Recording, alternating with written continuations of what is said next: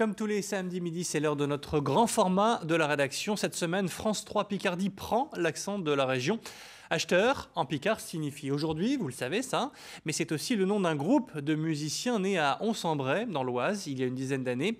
Philippe Boulefroy est l'un des fondateurs. Portrait d'une des figures marquantes de la vitalité de la langue picarde aujourd'hui, avec ce reportage de Sabine et Bernard Godard. Philippe Boulefroy, Saint-Sur-Pittier, son surnom, c'est Schlarnu, l'orage en picard. Car comme lui, on l'entend toujours avant de le voir venir. Mais là, dans le calme d'une matinée enneigée, nous voilà bien loin de Stikilo une grande gif, celui qui parle haut et fort. Dans ses pas, nous montons en haut des laris qui dominent le pays de Bray, à l'ouest du Beauvaisis, juste au-dessus de son village, Ons-en-Bray.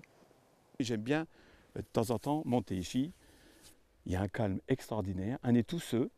Après une journée d'activité, être burieux et puis de réunion de chantier, eh bien ici, on est bien. Un 2000 chons au Canada, d'âge village et de Saint-Jean-de-Matin. Fatrin-Childam, Caputabo, Jacoutoui, Comte et chez Crapio. Quand il ne s'évade pas au sommet des laris, Philippe Boulefroy est aussi, surtout, auteur, chanteur, compositeur du groupe Acheteur.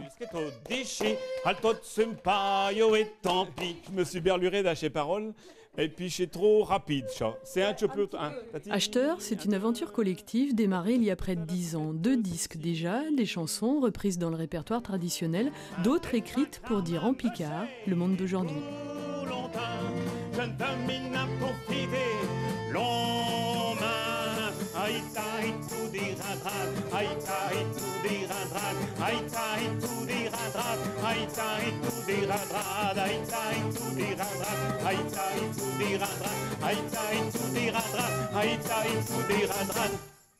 Cette histoire d'un type qui fait le concours de la maison illuminée et qui, pour faire mieux que son voisin, met un gros Père Noël sur la cheminée et puis qui s'enchape dans le bandoulière, il glisse le long de son toit, il tombe électrisé comme un guernoul.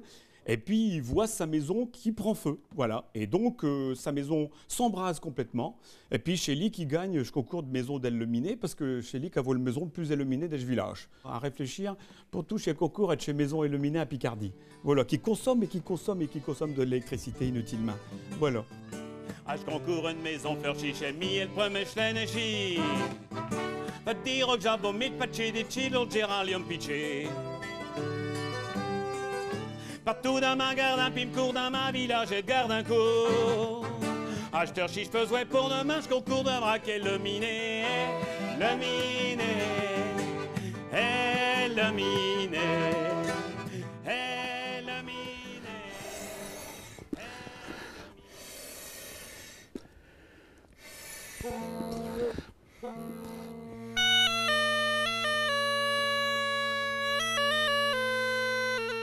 Le pipasso, instrument picard s'il en est, perdu, effacé de la mémoire des gens d'ici au début du siècle dernier, reconstruit par quelques pionniers à partir d'enluminures anciennes.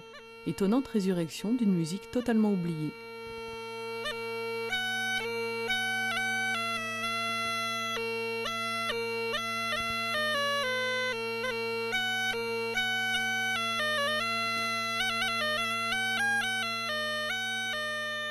C'est un instrument que je me demande si je n'en ai pas fait dans un pieu de beudé chaud, parce que des fois, elle est un petit peu capricieuse. Il fait froid, elle ne joue pas bien, il fait trop que elle ne joue pas bien, il y a des lieux, elle ne joue pas bien, ou alors chez lui qui ne joue pas bien, c'est possible aussi. Donc c'est un instrument un petit peu capricieux, comme un instrument qui est complètement naturel. Voilà.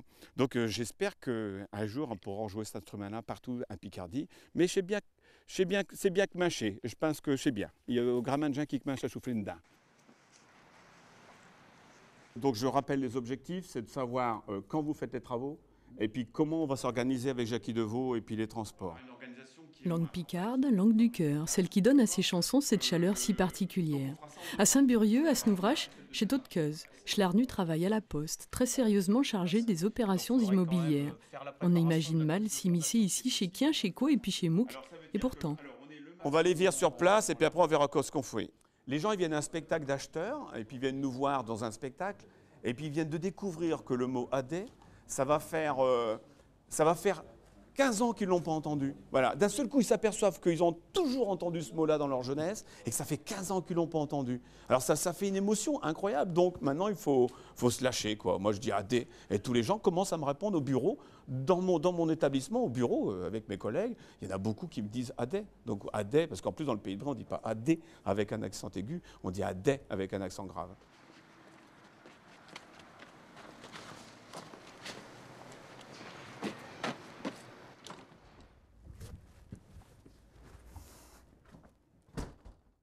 Salutaires tous, salut Karine. Salut Philippe, en forme? Ouais, ça va, il y a de la neige, je fais gaffe, faites pas de chier à terre parce qu'il y en a un tombe, de la neige, il y en a partout. C'est clair. Je vais prendre une douche. Vas-y, vas-y. Hein? Je fais comme chez Bi, comme d'habitude, dans la maison l'eau. Cette maison-là, c'est le centre culturel de Voisin-Lieu à Beauvais. Tous les jeudis soirs s'y tient le plus fameux cours de Picard actuel. Les élèves arrivent et Schmarister passe au vestiaire.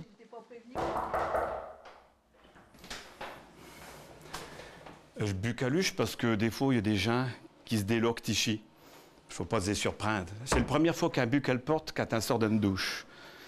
Donc, je sors de ma burieux, je suis tout crapi, et là, je prends une chaude douche et je m'arrive comme ça avec du sentiment. Et là, je m'en vais vers chez les élèves pour faire je cours de Picard et de compter des cochons.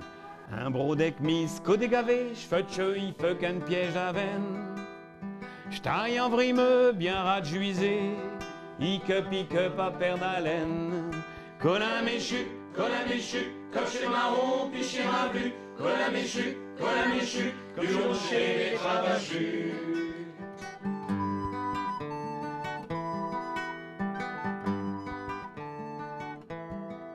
Le problème d'une langue en général, c'est qu'on ne prend plus l'habitude de la parler.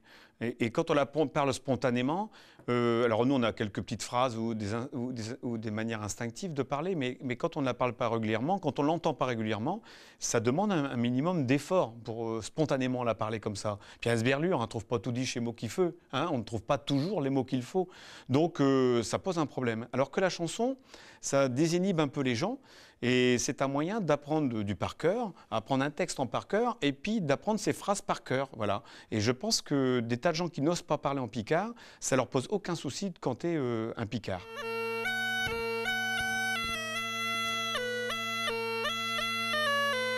Colporteur et aussi collecteur de mots.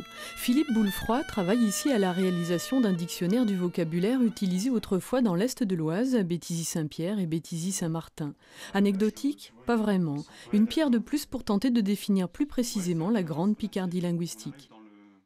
Ce qui m'importe, c'est de trouver les limites sud du parler picard. Parce que c'est ça qui inquiète vraiment les gens de l'Oise, en fin de compte.